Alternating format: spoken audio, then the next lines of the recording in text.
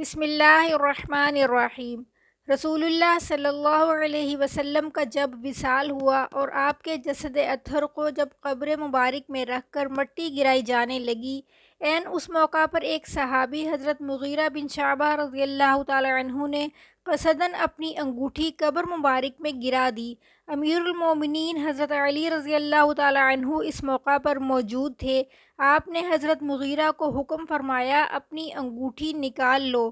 یوں حضرت مغیرہ قبر اطہر میں اترے اور رسول اللہ صلی اللہ علیہ وسلم کے قدم مبارک کو مس کیا اور اپنی انگوٹھی لے کر باہر نکل آئے، یعنی آپ سب سے آخری شخص ہیں جنہوں نے رسول اللہ صلی اللہ علیہ وسلم کے جسم اطہر کو چھوا تھا۔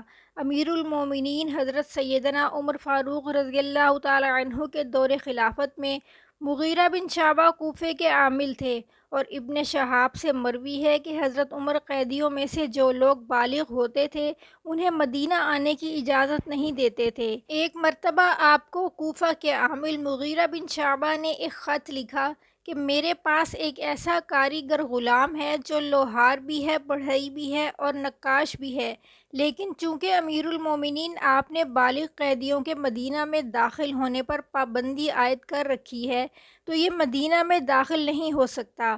اگر آپ اسے مدینہ داخل ہونے کی اجازت دے دیں تو یقیناً یہ مدینہ کے لوگوں کے لیے بہت فائدہ مند ثابت ہوگا۔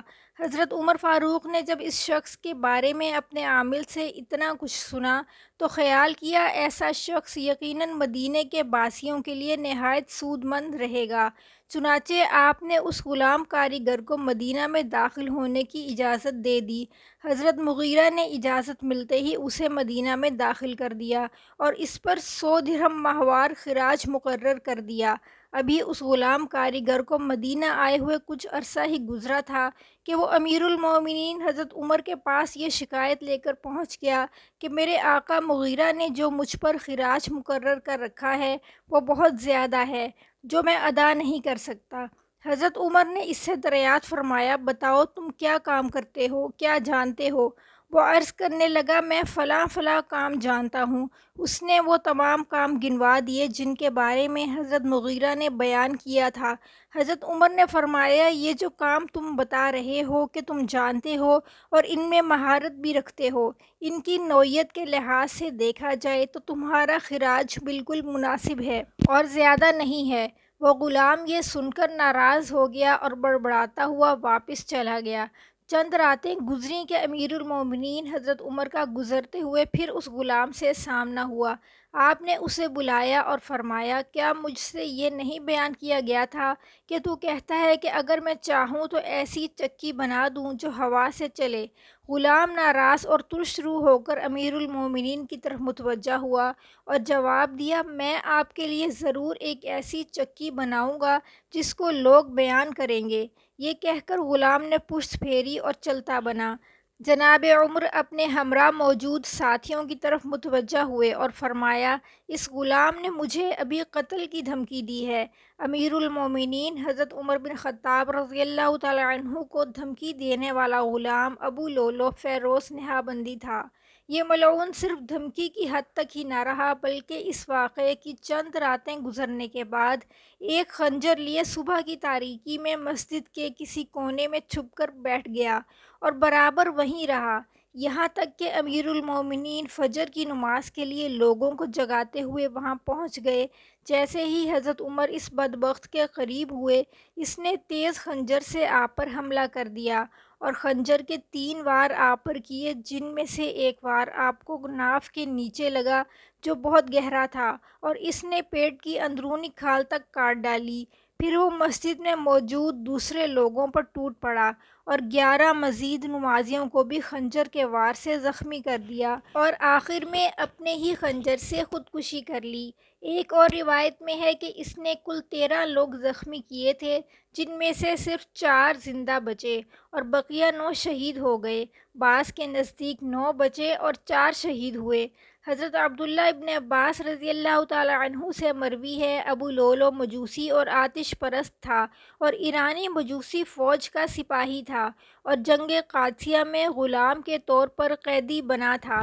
حیرت کی بات ہے کہ اس ملعون مجوسی کو ایک خاص مکتبہ فکر سے تعلق رکھنے والے لوگ بابا شجاع الدین کے نام سے یاد کرتے ہیں، یعنی اسے بابا شجاع الدین یعنی دین کا بہادر سپوت کہہ کر یاد کیا جاتا ہے۔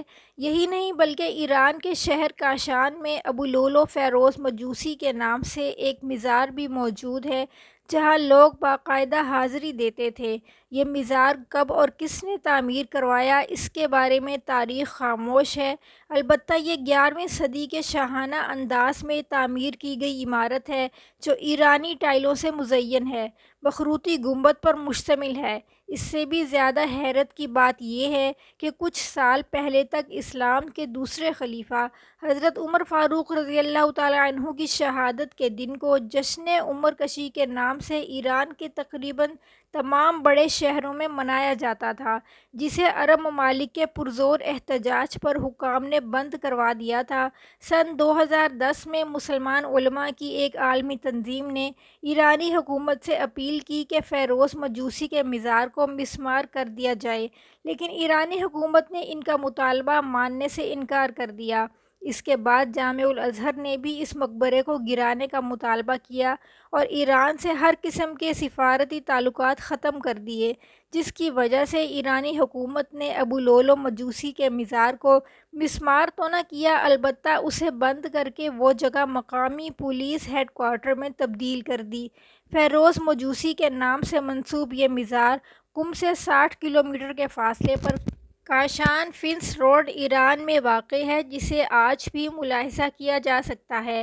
کثیر علماء و سیرت نگاروں کا اس بات پر اتفاق ہے کہ ابو لولو فیروز مجوسی اپنے اصل دین یعنی آتش پرستی پر قائم تھا، جیسا کہ حضرت ابن عباس رضی اللہ تعالی عنہ کا قول ہے کہ ابو لولو مجوسی اور آتش پرست تھا، اور اگر بالفرض اس کے مسلمان یا کافر ہونے میں کوئی فیصلہ نہ ہو سکے تب بھی وہ ایک منافق اور قاتل تھا کہ جس نے اپنے دل میں منافقت رکھتے ہوئے عالم اسلام کے ایک عظیم شخصیت خلیفہ دوم جناب عمر بن خطاب رضی اللہ تعالی عنہ کو چھپ کر بے دردی سے قتل کیا اور پھر خودکشی کر لی۔ اس حقیقت کو مد نظر رکھتے ہوئے یہ فیصلہ کرنا آسان ہو جاتا ہے کہ اس کے مزار کی کیا حقیقت ہو سکتی ہے۔